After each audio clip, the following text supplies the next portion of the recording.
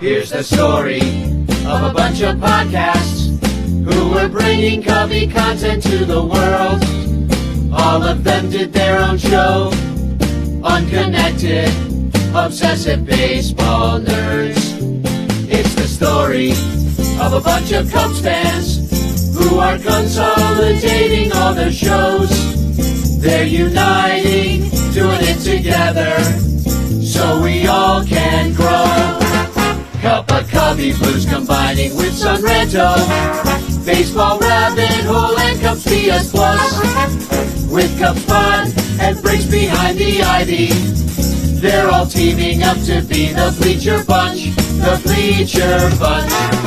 We love the Cubs, that's the way we became the Bleacher Bunch.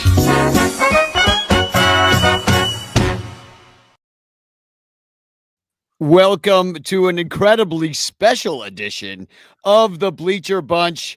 It is the post-game 4, pre-game 5 Bleacher Bunch edition with the Brewers fan extraordinaire, Eric Wielo. How are your fingernails looking? Mine are chomped a bit. I have no cuticles left. I don't know, man. It's bad. My lips are dry. I'm chapped. Swollen, all the things, man. This has been a hell of a week of baseball. It's every emotion you're ever going to feel for both sides, dude. It's what you want. I've been biting my cheek. So now, you know, when you bite your cheek Yep. and then you keep re-injuring it because the cheek is swollen. So you keep biting your cheek and it just won't go away. That's pretty much where I've been at since this series started on Saturday. But I do want to thank everybody for being here. We're going long into the postseason. Cub fans are already 2 series in, so this is old hat for us. Our hearts are already they need attention from a cardiologist. But this is the Bleacher Bunch from the Fans First Sports Network, brought to you by all of our Patreon supporters and all the great shows on the Bleacher Bunch. I'm not going to waste any more time. Sarah Sanchez may or may not be along later to join us. But in the meantime, we have a Cubs fan and a Brewers fan. It's all come down to one game to decide it all. And we've had ourselves a Donnybrook of a series so far. You guys really had us up front, kicking our ass, frankly, at two times in Milwaukee. And I just want to fill everybody in on something, is that Eric and I were best men at our best friend's Johnny's wedding. And there we are, pre-wedding there. And as you can see, Eric's holding up 9 fingers. I'm holding up 3 because on that Saturday that Johnny was wed to the beautiful Jennifer, the Cubs lost 9-3. Kicked our ass. We were looking good. The Brewers were looking good. We're on a rooftop just scrambling, trying to set up this wedding. There it is. There, Johnny Matamana, baby. Jennifer's dad in the background. You got to send me that photo. I love it. Oh, man. We had a great time. It wasn't great baseball for me, but yeah, we were setting up chairs on a rooftop and had the game coming through the Bluetooth speakers that would later be used for the nuptials. And I was feeling confident because you did not hear the Busch leadoff home run. I did not. You didn't hear that. And so I came downstairs and you're like bringing bags up or something. And I'm like, well, working. Cubs 1-0. And you're like, what happened? I'm like, God. Well, you see, there's a man named Michael Busch. He likes hitting dongs off your team, especially to lead off the game. Done it twice now. And then how quickly it turned. We got on the Bluetooth speakers, and then, man, just a comedy of errors with the Cubs and just stacking runs. And every time we scored, I ran up to you and I just basically like bear hug you. I knew it pissed you off, but it was great. We had the Freedom Tower. We're on a roof. We have the Freedom Tower on one side. I mean, Empire State on the other. Empire's other side, just middle of Manhattan, listening to a game with one of my best buds in the world. I mean, what a moment. What a moment. What a moment. Yeah, I mean, it wasn't a great moment for Cub fans. The thing I was glad about the score of the game is that I did not care at that point. You know, once we were down by, it was 9-1, right? I mean, after the Busch leadoff homer, Cubs go up the top. I'm like, oh, yeah, we're going to trounce our little brother. Step on your neck. Nope. you guys stepped on our neck that night, and by the time it was 9-1, I was like, well, this game's over. Like, the Brewers obviously have plenty of pitchers at the first game of the series, all rested for like 9 days or something. So which really helped us because then we could go focus on the wedding. But you know, exactly. coming off that game and just the rest, blah blah blah. You have the momentum, and then going with Boyd, and then just all the question marks for Counsell, even like putting him in that spot of like, let's just concede this one and fight for another day for tomorrow. I mean, I could not have felt better about it. And then we go right into the game too. What happens again? Well, first I got to talk about Boyd because he was on short rest. Everybody was kind of scratching their head Yep. about that. It's like, well, you got no other guys, but the postseason can always be like that, where you just like ride these dudes forever. The bullpen, especially, it's like they're out there every day, same guys. And the Brewers, they're doing the same thing. It's it's across baseball. It's every team at this point. But Boyd on short rest was the most obvious mistake almost immediately. It didn't even take. I mean, it was like 3 straight doubles. It didn't take any time for us all to see it was a mistake. He lasts 0.2 innings, and there's a lot of Cub fans playing armchair quarterback, but like, oh yeah, see, I told you, Boyd on short rest was a bad idea. I'm like, yeah, I mean, of course, that's a pretty easy bet to make. You're already playing with borrowed money at this point with Boyd. The only good part is you had a Savali that could come in and give you 4 innings and, not stretch that bullpen too much in a game one. And, that guy's bounced around everywhere. Like him even on your team. He was a Brewer when he started this year. Yeah, he was a White Sox. I think then a Brewer, then a Brewer, then a White Sox. Yeah, dude, he's been everywhere.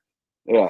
And now we were talking about this last night at the game. It's like, is there a guy that bounced around so much that no matter like what team, like at this point, let's say there's like 4 teams left, he's played for all 4, that no matter who wins at this point, he's getting a World Series ring? Yeah. Because there's a couple people on the Brewers and Cubs. I don't know. Is there overlap for this year? There has been in the past. Like, I don't know if like Pomerantz, Pomerantz wasn't on your team this year, but he was last year, right? Colin Ray was on your team last year. Years ago, Quintana. I mean, there's some overlap there. But not in the year. Not in the year, though. Not in the year. I do want to talk about the one thing, though. We're on the roof, and we're in a group chat with you, me, Crawley, and Cotton. And Crawley gives me a call, and he goes, hey, buddy, can I park at your house? And I'm just like, yeah, man, just bring the garbage cans in. So we get this photo in the chat, and I think a lot of the ranters saw this. This motherfucker comes to my house, and do you have it? I do. I gotta upload it real quick. Well, he puts up a flag. No, here it is.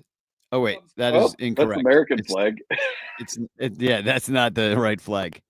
All right, hold on. I'm gonna find the right file, but no, keep going. So Crawley, I get a message and I just see that where this flag is at my house. There's a Cubs flag flying, and I want you guys to know this. I am literally like a mile from the stadium. There's a Brewers shuttle to the game 2 blocks away from me here, and it's flying. And I'm like, is this Photoshop? This is it right here.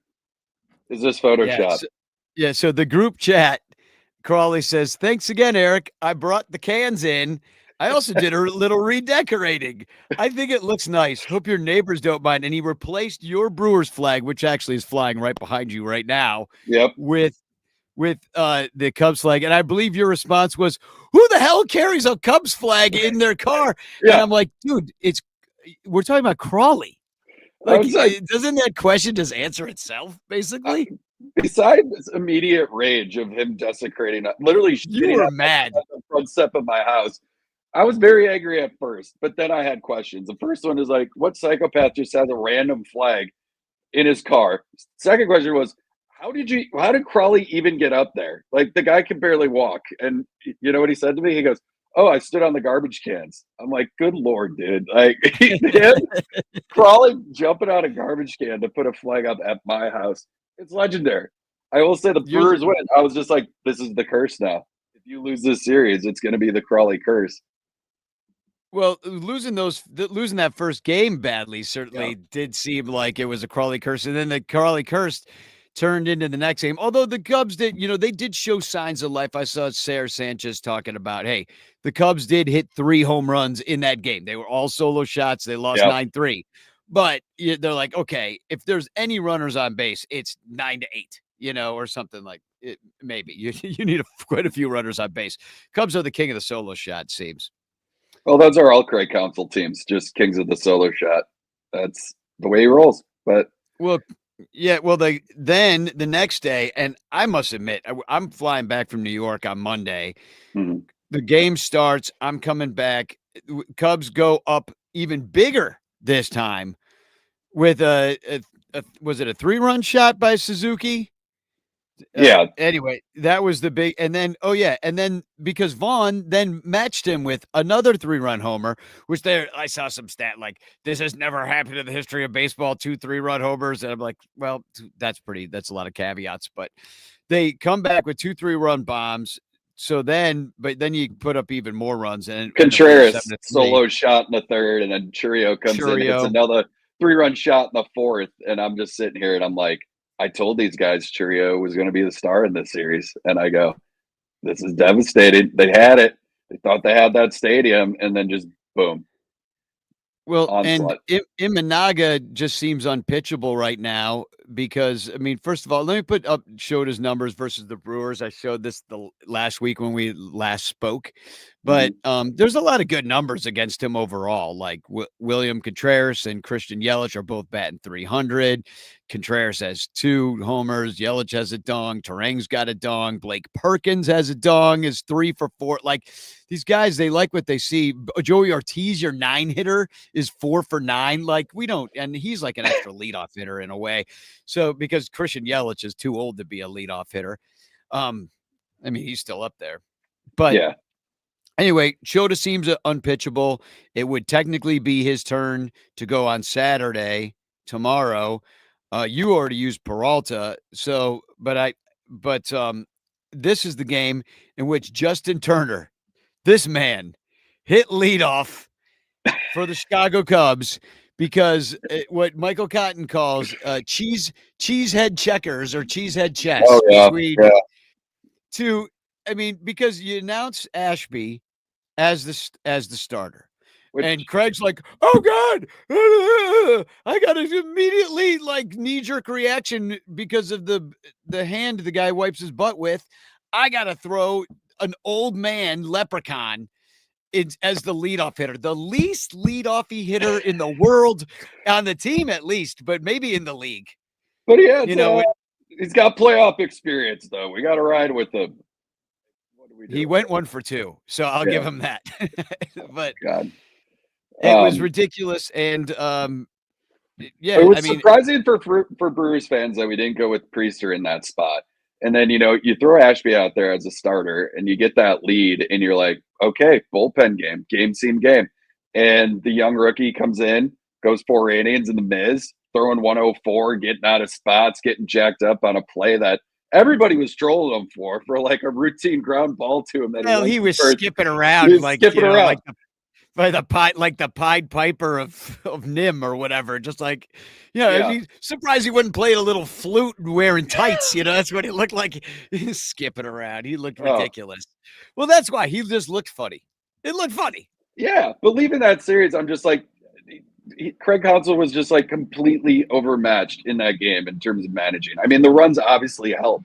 But the way we piece that together, Uribe comes in at the end, 3 straight strikeouts. He does his celebration where he's rolling the craps. And I'm just like, dude, this is over. This is it. They're demoralized. Craig knows that his mentor is fucking owning his ass right now. I mean, what did you feel as Cubs fans coming off that game and the confidence level going back to Wrigley? Well, I mean, no, here's the thing. I've never believed in this team. I was sitting in the stands last night, and I was like, the thing that's fun about watching the Cubs win right now is I do not believe in them. The Brewers are the better team, but that does not mean we're not going to win anyway. Yeah. Because you got a bunch of first-round picks out there who want it just as badly, and they're going to try to get it. So, and now it's coming down to the one game. regardless, because they managed to turn around. And I am shocked that those 4 runs in the first inning of game 3 held up. Here's how little I believe in this team. I did not go to the game. I didn't go to the game. I was sitting outside with Jarrett. That's the Bleacher Bum Band. You know Jarrett, but just for everybody that might not know him, he's the Bleacher Bum Band's bass player. It's a lot of B's, a lot of alliteration. For midday at this point. I should be eating lunch right now. But Jarrett and I were standing outside looking at tickets. Didn't really go below $100. Bleachers were 109. And, we said to each other, the only thing that can happen tonight is that we can just continue to play. Mm-hmm. And that's the best thing. It's not the last home game, or it might be, but who cares? Because if they lose it, I don't give a shit. Yeah. So we decided that for $100, we're not doing it. We sat over at Big Star, which has tacos. We sat at this little table. We sat and watched on the big screen outside of Gallagher Way. And I got a picture, actually, of my scene. This is the scene from the table. You can see the TV kind of, it looks further away than it was to us. You really could see, the game. But that's Wrigley right across the street. And we're sitting at this table eating tacos, drinking $5 Tecates. And actually, they gave me, here's how nice Big Star is. They don't have coffee on the menu. But what they do have is the waitress and waiter coffee, the server coffee. So the guy's like, you want some of the server coffee? And I'm like, please. So I was just hooking me up all night long with server coffee. Yeah. And we sat there and watched the game with a bunch of other people. So it was fun to be outside. It's synced up with the crowd. So it's, there's no delay on that screen because sometimes that could be annoying. Yeah. But anyway, the 4-3. 4-3. Shocked. Brewers went 2 for 9 with runners in scoring position. Like, we had every opportunity to win that game. And then how you overanalyze probably games 1 and 2, like you were talking about. Brewers fans were just like, now we're dissecting it. Like, my feeling here was like, why don't you start Quintana in that game? It's like, you got Quinn Priester, who's never done this before and had a season like this before, pitched in big moments before. And you got a guy in Q who knows Wrigley like the back of his hand, has pitched in front of that crowd, had an amazing series, a couple series and opportunities with the Mets on that playoff run last year. And it's like, if you're going to go with him, why not start with the vet? It's like the opposite of Turner, like, go with that guy that's been there, see how far this dog can bring you. You see these stories all the time. The Kenny Rogers of the world, the Kurt Schillings of the world that just find it because they know it and they do it. But we go with the kid because why? What got you there? And he's been shaky to end the season, and I hated it when it started. And we go to Q anyways. And what does he do? Gets a couple guys out, gets out of it, gives you 4 innings. He did, and it's yeah. What is he not going to do? Give up bombs. Like, that's what he's not going to do. And so that's one we left on the table, and we left that game. And I'm like, oh, fuck. All right, now we're in for it. And it's like, who do we go in game 4? Then it becomes the question mark. But it's obvious. I mean, no, sorry, it's not who do we go in game 4. It's going to be Peralta. But yeah, well, you didn't have to do that either. But we didn't have to. We didn't have to. No, it was a question mark. They ended up doing it, but it's like you're showing your cards too early. Let's end it now. Now we're going into game 5. What are we going to do? I mean, to be honest, Peralta, what they're planning for, and this is the getting a step ahead, using Peralta, is that but I want to talk about it now. That using Peralta last night to just try to finish the series with your best pitcher makes sense because you don't want to go to a game 5. And if you need to face the Dodgers next week, you want to use Peralta in game 1. So the Dodgers cleaned up their situation. And so they used Peralta so that they can use him next. Now you've got to do a game 5. Peralta will be available for a game 1 if you make it to game 1. So that's the issue, because I don't think we beat Peralta in a game 5. Now Peralta won't be in a game 5. It's tough. So we don't have anybody either. So. And he's been electric at home. Well, we don't. Imanaga has been getting shelled. Watch them do exactly what because like Priester came out and the first thing that Pat Murphy said to him on the mound, like you could see the mouth over. He goes, "Get ready to pitch again." So we're gonna see him in this game and watch him do exactly what I said they should have done, and they go with Q to start this fucking game, and then we just get rocked, But we got some depth. We have Miz. I don't trust him as far as we can throw him. I think what he did at home in that game was an anomaly. He's going to walk a million batters, so you can't trust him to go. Priester has no confidence. He just got rocked by that offense. And then a lot of our guys had to go yesterday. Well, I'll put up your pitching here. Here's who's pitched in the postseason so far for you. Peralta's got the most innings. This is sorted by innings. Yeah. Ashby, they really relied on last night too. He ended up wearing a little bit of it, gave up a dong, has given up 3 runs on 4 hits. Well, 4 total runs, 3 earned. And but the Cubs are batting 235, which ain't too shabby. I mean, for a postseason pitcher, but they're relying on him. Like you said, the Miz went 3 innings. Chad Patrick with a clean 3 innings and a strikeout per inning. Q has gone 3. So yeah, you're just kind of relying on the same guys. And then poor Robert Gasser just out got there rocked yesterday, dude. Cleaning up last night. yeah, he was throwing no left out there to gasser. wear it. Throwing no gasser. Yeah, exactly. Dude. Yeah, I mean, we were discussing this. I mean, Cubs batting 455 off of him in this postseason. But were you expecting him to be a big Gasser's not a guy. He's garbage time guy anyway, right? Or where is he supposed to be somebody? I mean, he's a guy that was injured for a large majority of the season. He came up. He was like tearing it up a little bit in the AAAs. And there's a lot of potential in him. I just don't think he got the honest shake to find his form this year. Like the guy does have electric stuff. Like we put him in and to start for us, more towards the end of the season, and he showed flashes.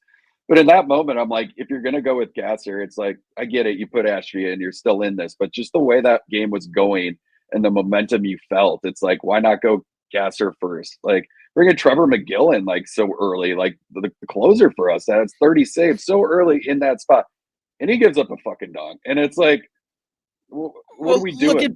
Look at Palencia. Palencia has been good, and he was great. He got a 1 pitch out to end the 5th yesterday after they got were done with Boyd, but he got rocked in that middle game, and they're doing the same thing. This is all happening in the 5th inning, and then by the end of it, what if it is tied? Like you're gonna get to the 10th inning, and there'll be nobody left. You'll have like position players on the mound. I forget what inning it was. Yeah. What was we had runners on first and second, no outs, right? And then we played the small ball. We bunt, we get them over, right? And I'm just like, I hate this. I absolutely hate this. We're down by, don't do it. We're down by 3 runs.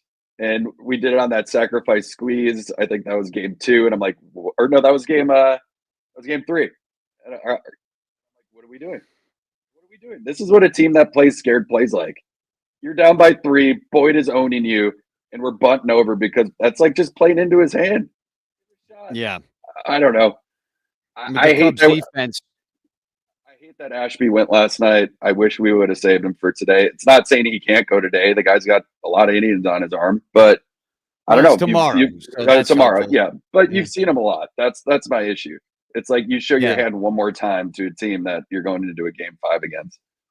One guy that you saw in game 1 in garbage time that we haven't really used. I don't know which version of him you'll get when he does come out for his couple innings, if it happens tomorrow, is Ben Brown, who can dial it up, and he's got a pretty wicked curveball. If it's snapping down in there, like he could be a bit of a secret weapon. So I know what you mean about like some of these guys are super exposed. Not only that, but we played each other 13 times this year as well. So you've got that going on. I mean, there's just, I don't know. Tomorrow, it's really hard to predict what kind of game it's going to be. Like I don't know. Give me a prediction. Like, are you thinking like a high scoring game, but close, a low scoring game, but close, or a lopsided ridiculous thing?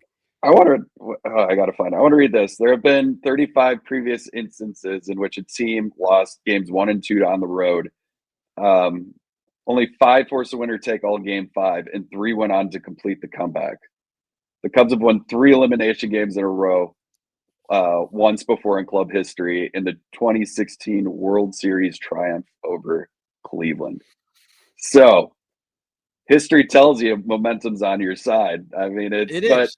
but it's like, we're talking about this. Every Cubs fan is hitting us up trying to go to this game.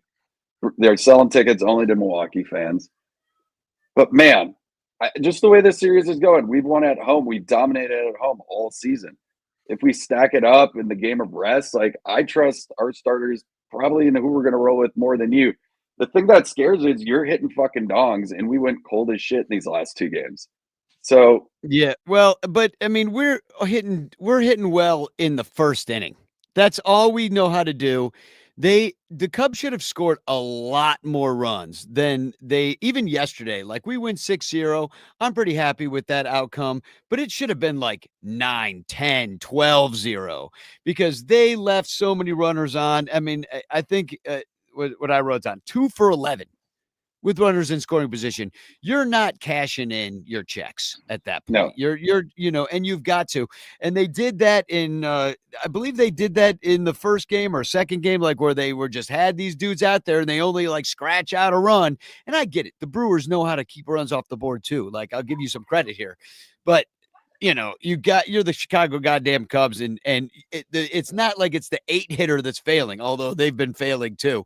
But it's like, Ian Happ striking out 3 times, although I won't give him shit because he hit a 3-run bomb. dude, Half has been locked in. I mean, you guys shit on this guy all season. He does nothing, and then he's showing up. Let me brag. Yeah. Let me brag here. 5:16 p.m. Central Time yesterday. So this is over 3 hours or over 2 hours before game time. What did I tweet out? 2 hours and 45 minutes before game time. I said Ian Happ went deep against Peralta in game 1, despite being 2 for 32 in the regular season. I'm feeling the magic from the 5-hole with runners on this time. Let's manifest a W. And what happened? Exactly what I said was going to happen. Ian Happ from the 5-hole, runners on, 3-run homer.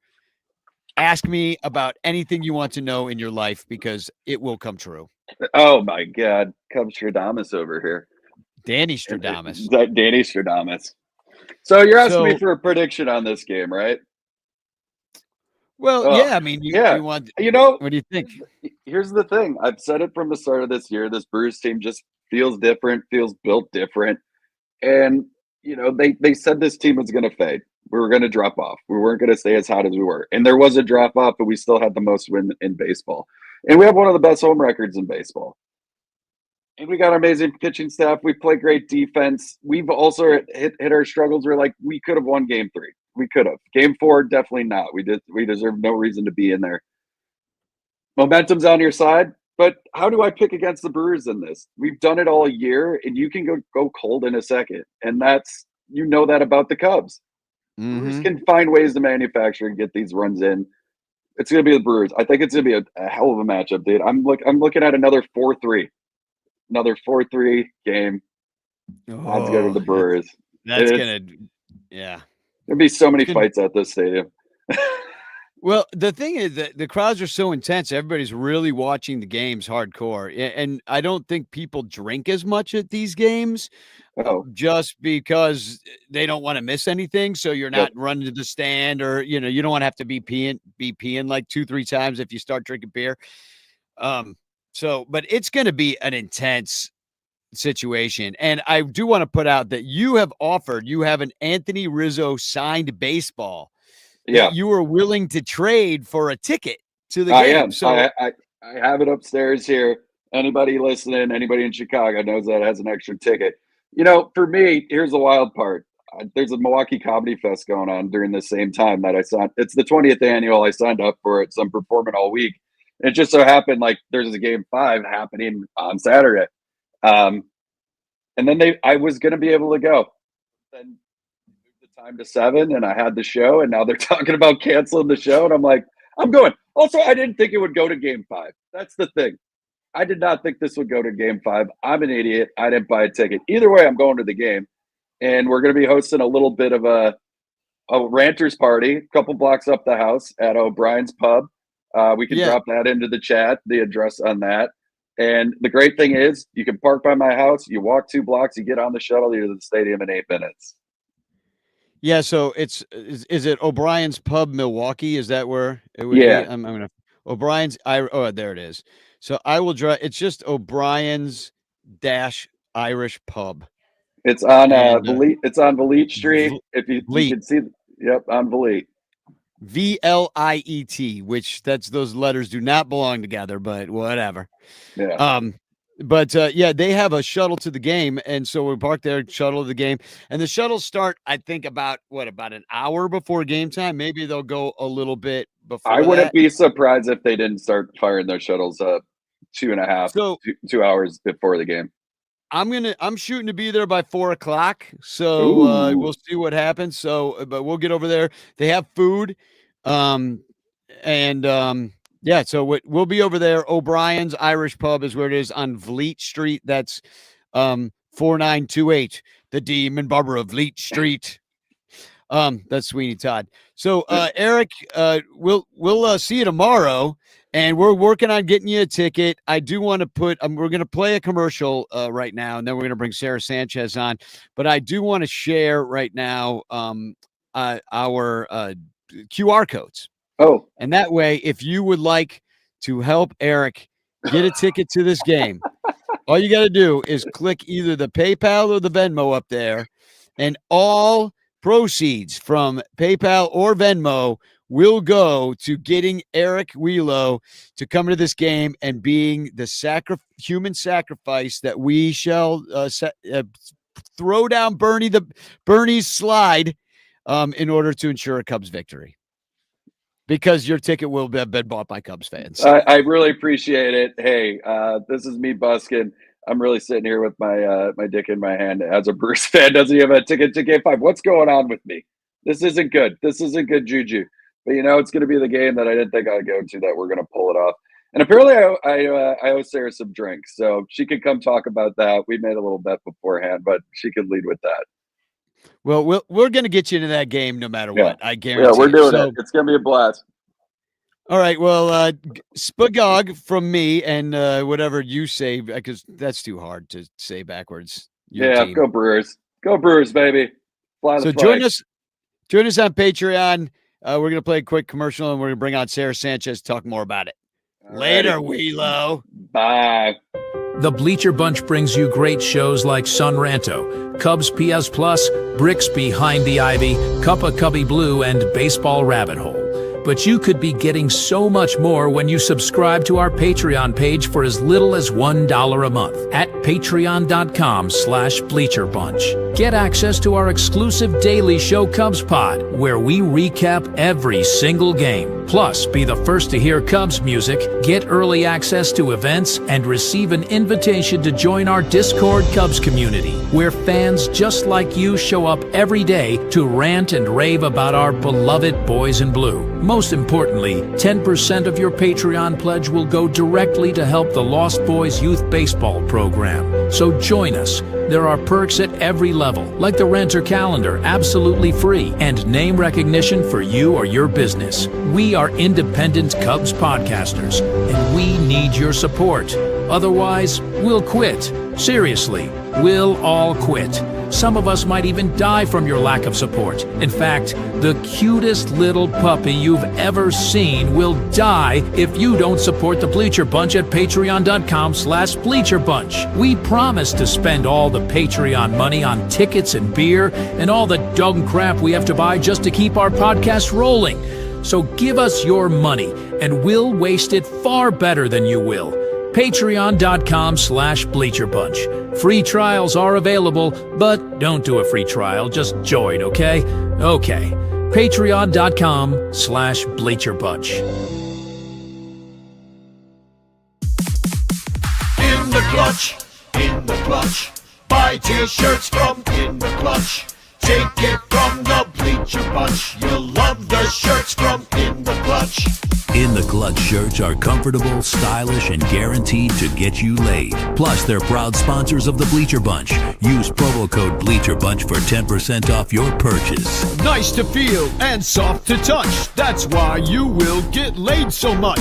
Wearing a shirt from In the Clutch. And you can thank the Bleacher Bunch. In the Clutch, In the Clutch. Buy t-shirts from In the Clutch. Remember the code Bleacher Bunch. Save 10% at In the Clutch. In the Clutch, In the Clutch. In the Clutch shirts actually not really guaranteed to get you laid. Welcome back to the Bleacher Bunch. Hashtag chat in the chat if you would like to win a Frank Chance postcard sent to you by me with a message of love and doom. But I would like to welcome to the show Sarah Sanchez. ¿Qué pasa?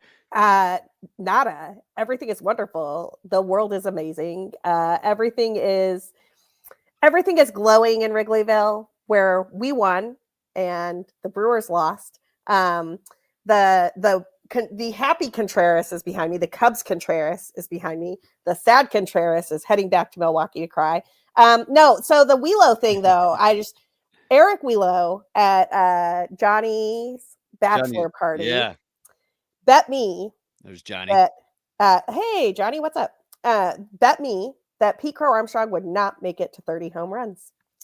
And it was basically a round of drinks the next time we got to hang out. So it would be amazing if that round of drinks was Saturday and he had to pay baseball prices for my round of drinks. Well, maybe the Cubs beat the Brewers in Game 5. Maybe he could also buy you your drinks at O'Brien's Irish Pub. That's where fair. we're gonna meet. Where we're gonna pregame. We But yeah, spend enough on tickets, let alone playing. Touche. Yeah, touche. Yeah, we do have to get. We got to get Wheeler to this game though. We do. No, we're getting I them didn't in. get to last night's game because I had already gone to 3, and I was like, yeah. Last night's tickets were kind of outrageous because of the night game situation. I was like, day baseball was better anyway. I did go get a scorecard, and I kept score on my couch. Oh, very cool. Because I was like, I needed something to like keep my mind off the. It was very cool. I mean, they had the fireworks. I'll just Yeah. show up a picture of last night, and this They had is the fireworks one and the flag yesterday afternoon too. Yeah, but it looks better. Fireworks look better when it's dark. That is true. Yeah. I saw the fireworks last night because I was walking. I live in the neighborhood, so I was like walking by and stuff. They look good. Yeah, it was pretty cool. I mean, it's kind of weird. It's always weird to me to shoot off fireworks in the middle of the city.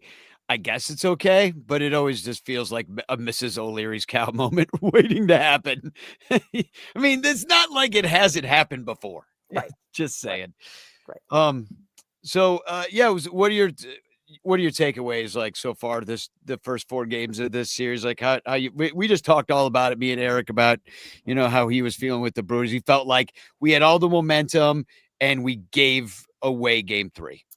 Well, I mean, I think the Cubs have the momentum right now. I mean, this is one of those tricky things about a short series. I think that you want to be the team that won the last game going into the winner take all game. Now, I'm not saying that's going to work, and the Cubs pitching is definitely on the ropes. And we sort of always knew that pitching depth was going to be the issue, particularly in this round until Cade Horton's off the IL, hopefully, and ready for the NLCS. But like, you look cringy. Did I miss you? No, I'm thinking like, do you think they could pull something like the Dodgers pulled when they were like, hey, this guy's injured, we need Cade Horton for game 5? I think that would be a mistake unless Cade Horton is at 100%. And you need look no farther than the travesty that was Matthew Boyd on short rest to see why that's a mistake, right? Because if they had not gone Matthew Boyd on short rest, I understand why they don't want to throw Colin Ray in this series, particularly because the Brewers know him so well. Like, I have this whole theory about Colin Ray that he is excellent against teams that don't know him very well and gets hammered by teams that do.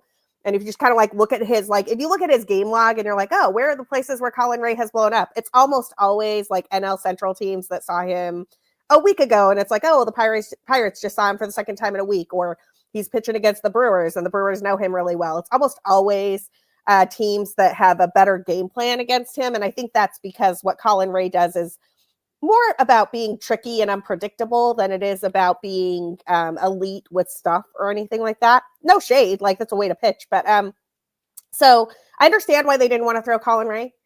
And also, if they had thrown Colin Ray, they might have given up 9 runs and been in the exact same circumstance they were with Matthew Boyd on short rest. But then they would have had Matthew Boyd for game 2 regular on normal rest. Yeah. And then you got Shota at home with the wind blowing in. So now Shota's not in that circumstance of pitching in Milwaukee instead of at home with the wind blowing in. And then you got Matthew Boyd on regular rest for game 5, right? So it's like, they galaxy brained themselves. But I do think that if they can figure out a way to get through the game tomorrow with the arms that they have, and they didn't really overuse anybody in the bullpen yesterday I'll put the numbers up, and this is the cumulative postseason of who's pitched by inning. So Matthew Boyd's taken 9.2 innings, for example. Tyone's next with 8. Yeah, I kind of care more about pitch count and stress, but yes, this is helpful. Like the Daniel Palencia, for example, threw like 1.1 innings yesterday, but it wasn't like he didn't throw like 50 pitches. He threw I thought we were wondering if I forget how many it was, but it was like around 10. It was like 10, 11, 12 pitches, something like that. Yeah, if you give me a second, I can pull it up. Fangraphs does a really nice job of tracking this on the roster resource page. Shout out to but I was wondering if they'd put him back out there. I'm like, hey, everybody's acting weird. And I think they didn't because they know that they might need him in game 5, right? The pitch counts for the Cubs bullpen over the last 2 days, they've been extremely cautious about. So Daniel Palencia has thrown 25 pitches across the last 2 games. He threw 10 in yesterday's win. He threw 15 threw 15 in yesterday's hold. He threw 10 this goes backwards. Wednesday, he threw 15. Thursday, he threw 10. Andrew Kittredge threw 18 on Wednesday. He did not throw yesterday.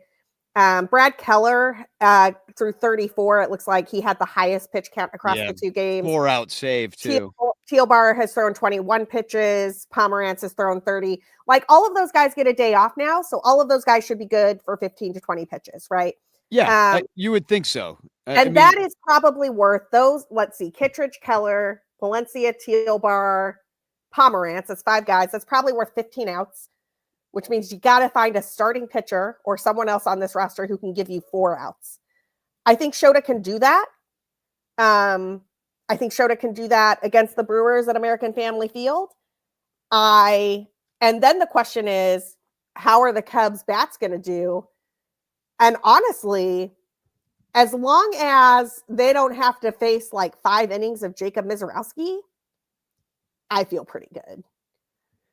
Mizorowski is the only pitcher that the Brewers can throw tomorrow that I'm scared of. Well, and Brewers fans are scared of him too because of the wildness and that he's got stuff, but he's also a rookie and he's also, they don't know what's going to happen. If Mizorowski goes out there, he could absolutely carve us up. He could walk the bases loaded, give up a grand slam. He almost walked the bases loaded in the start where he started carving them up, but he got it together. It was like he reached into himself and started. I was like, can we stop facing guys who throw 104 miles per hour at the corner? Because that's impossible.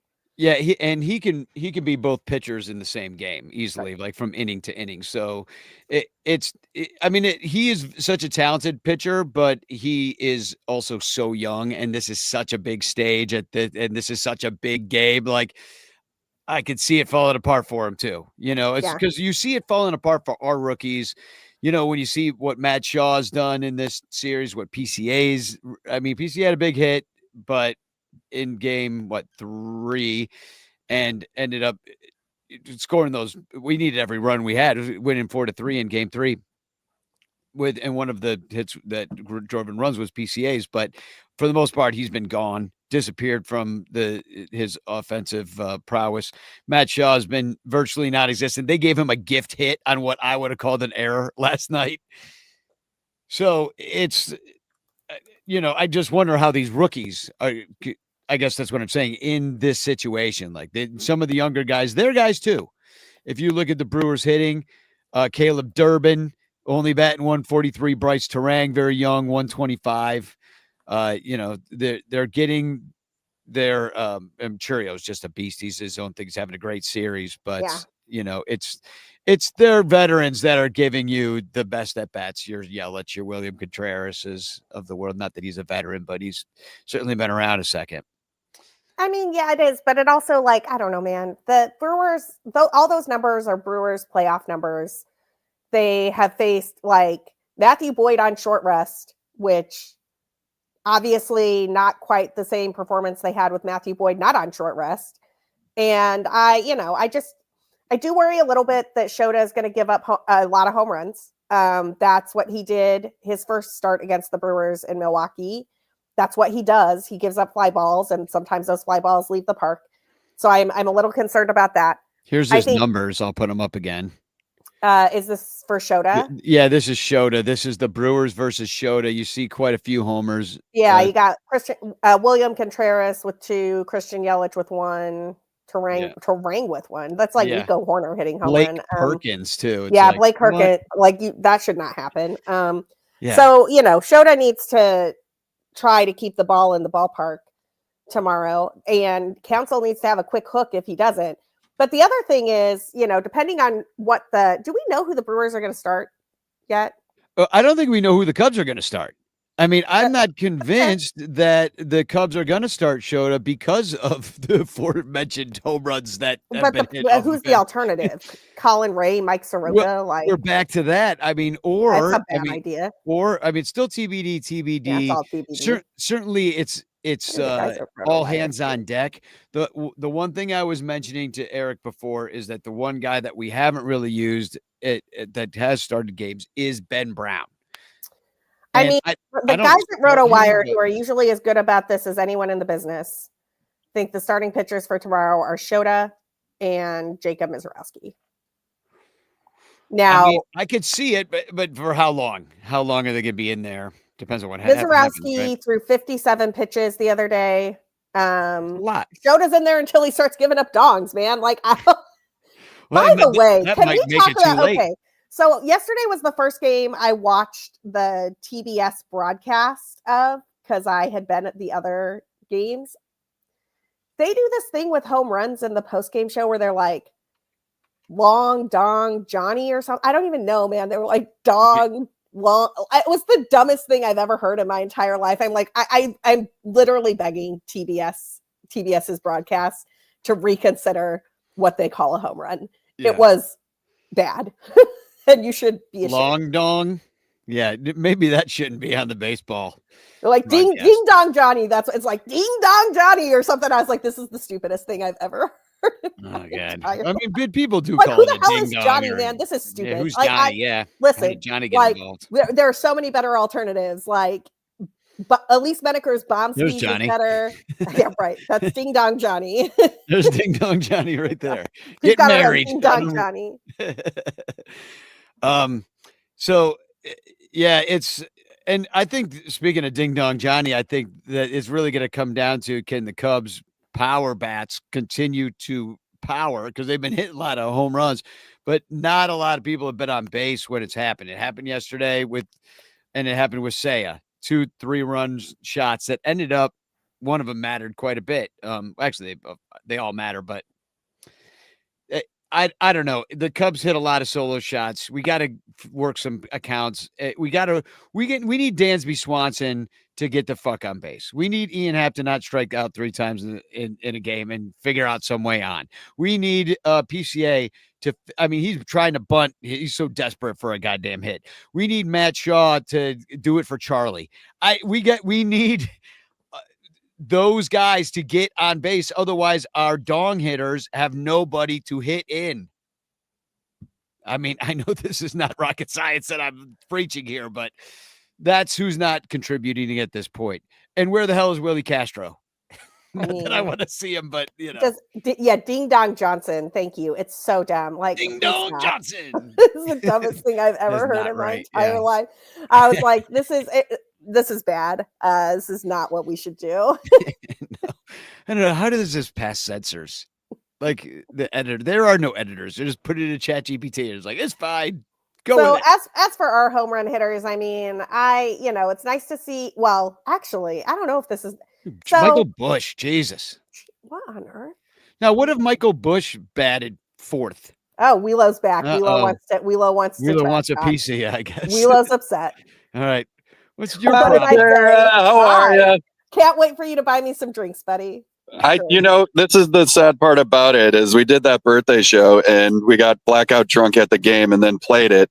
And I know we talked and we really got into the series, but this is going to sound completely ridiculous. I don't remember what the bet was. I know it's based around drinks, but I don't remember what. That Pete Crow Armstrong would not be a 30-30 guy this year. Oh, that's right. That was way 28 okay. home runs. Yeah, and they had like 9 or 12 games left or something, and I was like, "There's no way." And I was all right. So how many beers did I say? Because I think you said actually a round of drinks, but I will probably just hold you to like a margarita or something. All right, deal, done. Congratulations to Pete Crow Armstrong. He's going to haunt us for years to come. But I'll say this. One thing I didn't mention about this series is like you got to understand this is at American Family Field, and we're gonna wherever that sun is, we're pointing it at your dugout. So that's what's going to happen. We're going to turn the AC on. We know that you fuck around with the roof to try to create advantages for your small market team. Yeah. And just talk about the starting pitching too. It's going with the Miz is the worst idea. If the Miz starts his game, you guys are going to win it. Like you can't put a rookie in that position just because he had that one game against you guys. From 4 innings, what was that, game 2?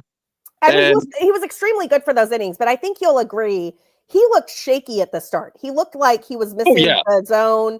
And then Murphy came out and talked to him and he calmed him down and he started dotting the corners. And like when the Miz is dotting the corners, man, he is elite and he is extremely good. And I don't want to face him. But the guy who looked like he was about to walk the land, and he had 2 walks in that game. Yep. I mean, and he did it all through the end of the season. Like everybody that hated that he was in the All-Star game. And it's what he was known for in the minor leagues. And it's just like, I don't trust him as far as I can throw him. And in a game 5, throwing your rookie out there, no, thank you. Yeah. I want to see Quintana, the crafty vet, going out against his former team. Been there before last year with the Mets, understands it. It's cute for me until the wheels fall off. And then you go to Miz. Then you go to, the guys in that bullpen and you piece it together. But do you feel the same way about we were just talking about this. I actually think our bullpen, like our 5 bullpen arms who have been extremely reliable, should all be ready based on their pitch counts. And I think that so they can get 5, maybe even 6 innings out of Daniel Palencia, Drew Pomerantz, Brad Keller, Andrew Kittredge, and Caleb Thielbar, which means that we got to get 3 or 4 innings out of Shota, basically, in my opinion. And I think that Shota for that long is fine. I do worry a little bit. I mean, he gives up fly balls, and some of your guys hit those fly balls and turn them into home runs, and that would be unfortunate. Especially when you turn the fans on at Great American or whatever it's called. It was American Family Fraud. Yeah. Okay. American Family Fraud, where they turn the fans on, and as when you guys are up, and then you turn the fans blowing in when the Cubs are up. I felt it on the back of my neck and in my face. We're bringing in fans. All the fans are bringing fans. We're turning them on. That's what we're doing here. I'm bringing my Cubs rally towels. Just don't hang it on my house like Crawley, and we'll be good. That was pretty funny, man. I can't believe Crawley. I just went I think he won the Cubs Christmas Carol competition between me and him just on that alone. That was amazing. From the top rope. What kind of what should be the Christmas song about hanging a flag on the house? Like, up on Eric's house, Crawley's flag on my trash can, standing on his trash can today. Yeah. Itself. Well, I won't steal too much of your time. I just want to say hi. I'm so excited to party with you guys tomorrow. Yeah, it'll be good to see you. At the end of the day, no matter what this is, but how much hatred we have for each other's teams, the rivalry is awesome, and to see it back again and us in a game 5. One of us is going to be extremely happy. I'm going to lock myself in a closet. You guys won't hear from me for 2 months if we lose this game. You steal our manager. Finally, the Brewers feel like we have the team that could break through a playoff series. And if we lose it to the Cubs in a game 5 at home, goodbye. I'm not talking to anybody for 3 months. It did occur to me that the Cubs have a chance to really stomp on the Brewers here. And it also occurred to me, Wielo, I'm going to give you this. This is very similar to when in 2015, like the Cubs had to defeat the Cardinals before that team was going to be able to win the whole thing. Like the absolute decimation of the Cardinals in 2015 is the reason 2016 could happen. And so in a weird, like you all are the Cubs in that scenario. And so we either do like the dark magic of the Cardinals or we don't, man. I don't know. Yeah. And, and we're kind of built similarly. We have that course, Al Frelick, Terang, Cheerio, and then you got the crafty vet Yelich, and you got Contreras there. So I agree with you 100%. Anthony Rizzo spoke to it. He said he felt like 15 was the one you guys left on the table. And man, I'm excited, and you're 100% right. But if we do win this game, I will say, bragging rights for Cubs fans and this gaudy attitude of the one World Series in the last 106. I don't know, guys. I don't know. If you think I'm unbearable now, just wait. I think it's gonna be a fun game tomorrow. I promise we'll be friends at the end, even if you have to take 3 months away from talking to us. This is true. I'm just gonna go straight home, and the home lock-in commences immediately. Well, Sarah and I are sitting right next to Bernie's slide. So if you need to end it all right there, we got no problem pushing it down that slide. And just devil may care whatever happens. If you drown in a vat of beer like the old days of Bernie's slide, then so be it. You lived a good life, Eric. Hey, if there's anything we both are great at in both towns, is we drink our feelings away. So that's true. we are. So I was writing about this because of the day games at Wrigley Field. I was like, we are pros, man. Like Murphy's was open at 7:00 in the morning to kick off the wild card series. They're handing out like Chicago beef sandwiches to people at 8 a.m. Everybody's like walking to work, getting their beer and their beef sandwich before the game. This weather's going to be perfect. Eric's on his way to free cheese curds right now, and it's the day before. Well, no, it'll be fun. It'll be a good time. Appreciate it. We'll see you tomorrow. Hasta mañana. Log off. Yeah, well, I'm putting up the QR codes again if you want to help send Eric to the game. It's sunranto@gmail.com and Danny-Rocket on Venmo. So, and that I'll just put all the money towards Eric. But either way, we'll pitch in and we'll get him in there. I know Jarrett's looking for a ticket too. His Eric's girlfriend Ellie's looking for a ticket. So it's completely sold out right now. And it's pretty exciting for us to be able to go, and I think for baseball in general and the Midwest in general too, just because it's in the NL Central as it exists. I feel like it's a powerhouse, competitive. Absolutely. Anyway. Well, and I felt like, I mean, not to toot our own horns or anything. So everybody's focused on this Phillies Dodgers series as like the star-studded best. I've got a friend who's a Phillies fan in a DM group that I'm in, and he's all like, it's so unfair that the Phillies had to face the Dodgers. Those are the two best teams. No, they're not. The Brewers and Cubs have played more fundamentally sound baseball this postseason than the Phillies or the Dodgers. And like the Dodgers, like, I don't know, man, Clayton Kershaw going out as postseason Kershaw might be the funniest thing I've ever seen in my entire life, man. Like we got one more shot of Kershaw head in his hands, ready to cry after he blew a game once again because he's Clayton Kershaw in the postseason. Guy's going to go to the Hall of Fame, and the enduring image of him will be crying after he lost a game in the postseason. The Dodgers bullpen is an absolute disaster for them, whether they face the Cubs or the Brewers, right? The Brewers and Cubs, especially if Cade Horton is ready for the NLCS, the Brewers and Cubs have the pitching to actually stifle the Dodgers' bats a little bit.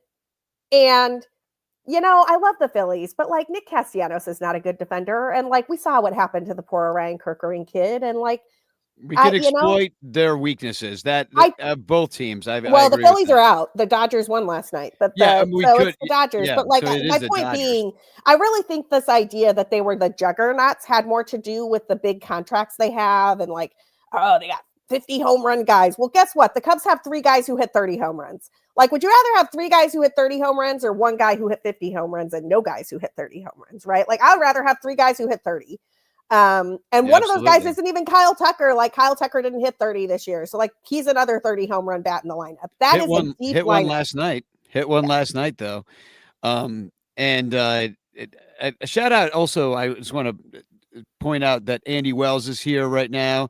And once again, thanks to Andy, he brought me to game 1 of the wild card. And he said yesterday with Boyd on the mound, because everybody was feeling nervous about it because of what happened with Boyd in the first game of this series. Yeah. And he goes, he just has to do what he did in game 1 of the wild card. And I was like, oh, that's right. He has been quite successful in our recent memory. And that's exactly what happened. And Andy was correct about that. So shout out to him. And thanks again for the ticket. He's also saying #chance in the chat, along with Artie Boucher, Mr. Fourth Row, Robert Sanchez. John Pincus is here. I haven't seen John in a while. He was at the Trapdoor show last night. So shout out to everybody that's here. Chris Salato's here. Nice to see you all. I don't really have too much more to add, except for that we'll be there tomorrow. Hope to see everybody at O'Brien's Irish bar and not O'Brien's Polish bar. Don't get those mixed up. I saw somebody made that joke in the chat. Terry did. He goes, "You mean it's not O'Brien's Polish pub?" Yeah.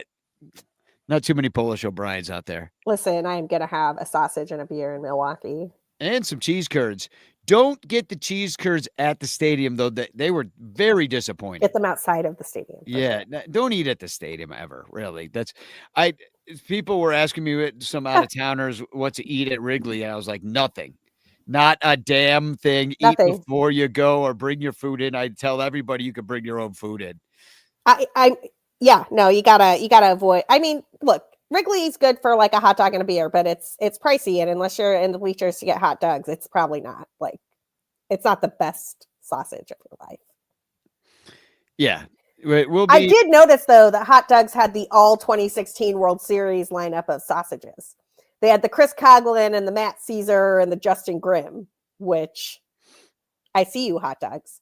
Well, I mean, we're marching towards it. We got a bunch of first round picks out there. The travel ball boys, this moment isn't going to be too big for them. They're used to the spotlight. Yeah. And so I know they're going to go in there and, give it everything they have. They're not going to, the players themselves are not going to play themselves out of this. You know what I mean? And the pressure is all on the Brewers right now. It really is. They are the team that has not been able to really get through to the World Series in the postseason.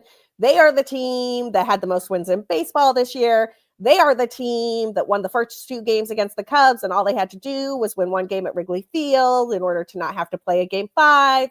And here they are. And now the Cubs have the momentum, man. The Cubs have the momentum. And the Cubs have nothing to lose in this game. If I had told you at the start of the year that this team was going to take it to game 5 of the NLDS and lose, you'd be like, that's cool. That's way better than what we've done since 2020, since 2018, since 2017. Good job, Cubs. The Cubs have hit their expectations and are primed to exceed them, right? And the Brewers are like, oh my God, we might be collapsing again. Yeah, exactly. No, they might be going down their little rabbit hole. And it's up. I loved the crowd last night. Very loud. Chanting Freddie's name, and the Freddie chants were elite, man. That's going to be, although I imagine that is going to be Shota chants tomorrow, and I do wonder how Shota's going to deal with that. Maybe he'll pretend that they're cheering for him, because that's what I would do if I was Freddie Peralta. I'd just be like, it occurred to me. I was like, oh, this is so good. It reminded me of the Cueto chants and the Kershaw chants, and we've done the chant game before, but I was like, ooh, we have a guy with a very chantable name. Mm-hmm. Shota. Yeah. I wonder how Shota's going to deal with that. Well, considering the stadium should be half Cub fans, despite the plans of the Brewers to not sell us any tickets, because I have tickets, you have tickets. We're going to be there. Now, we're as far away as possibly we could be, but in the stadium. I think I owe you money for that ticket, by the way. Don't let me hop off before you tell me what I owe you. Well, I will say this much. We do need more money to get Eric to this game. So if you subscribe, it's sunranto@gmail.com on PayPal and at Danny-Rocket with 2 T's on Venmo. And I will use all the money to buy Eric a ticket. So somebody will come through. We're going to find a ticket some way, even if we have to pay a lot of money for it. But it pisses me off to have to spend NLCS prices I know. for an I NLDS. know. You know, I it's know. like No, me too. $250. Yeah, Come that's on why I now. didn't go yesterday. It was the one game they've won at Wrigley that I didn't go to, and it hurt a little bit, but man, I couldn't justify it. And the tickets never got lower than about $220 in the bleachers, and I was like, oh, It's too much. $220 for I a wouldn't have bleacher done it. seat, man. I can't do it. Well, we didn't do it on game 3, me and Jarrett, because No, neither. What game 3? The tickets dropped. Like the tickets the bottom fell out of the tickets. I think because it was a game day and Brewers fans couldn't get off work or whatever. But I was like, oh, this is great. You go sit in the bleachers for like $130. This is outstanding. The Brewers fans' ankle monitors kept beeping as soon as they left the jurisdiction. So the battle for Mars Cheese Castle continues tomorrow. We'll be there, and we'll I guess hashtag content you a little bit tomorrow. We'll have are we going to podcast? Are we going to podcast our road trip? I think we will. Maybe we could go like live on TikTok or do something different. So I don't know. We'll tweet out what we do. We'll see how that goes. Yeah, I'll be camera ready for your car. Yeah, well, we'll have Jared in the car too from the Bleacher Bum Band. He also does not have a ticket. We need some tickets so before we implement this plan we have. But listen, this podcast is for tickets and beer, man. Tickets and beer. Yeah, that's what it's for. So if you want to subscribe at Patreon, it's patreon.com/BleacherBunch. I will now share my screen and give away a hashtag chance in the chat. Is your last chance to get in the hashtag chance. So let's pick it. Round and round she goes. Where she stops, no one knows except for the hashtag chance of the chat. And it is Rogue Wave Creative. Congratulations. He is one of our super duper Patreon supporters. So thanks for supporting us, and thanks for winning. And let's get a W. Spagog. You know what I mean? Truly, it would be such a good W. I as much as I do not believe in this team, I still don't believe. I'm like, well, they could. I've been saying it all year. Even though I don't believe in them, that does not mean they cannot win the World Series. Right. No, that's right. Look no farther than the 2006 Cardinals. Yeah. Why not us? This team is better than the 2006 Cardinals. Exactly. And all those freaking wild card teams that make it through. Yeah. That happens all the time. And why not us? Yeah, I agree. All right. Well, I'll see you tomorrow when I pick you up, Sarah. I'll be ready to go. Spagog.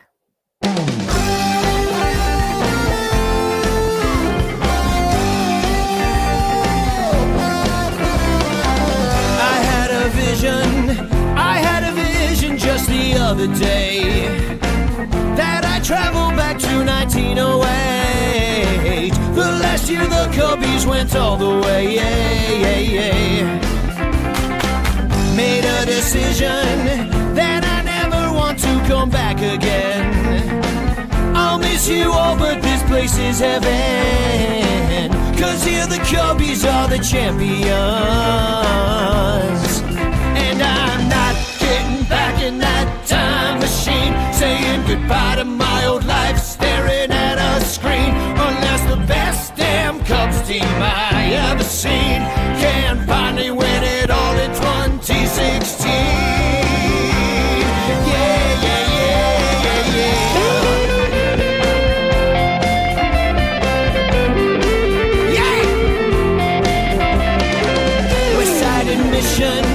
To see the game's $1.50.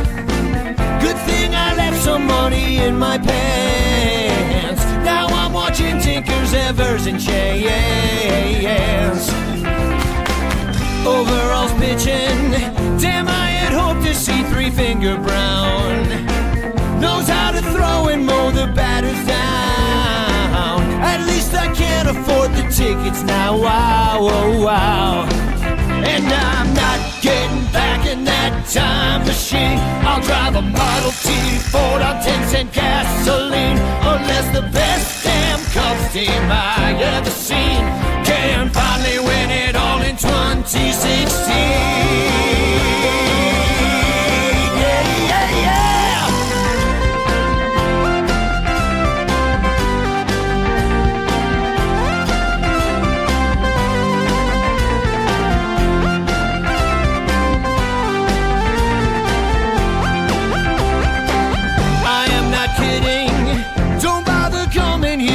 wasn't for me. I'm as happy as a Cubs fan could be, watching Chicago win the World Series. I'm not getting back in that time machine.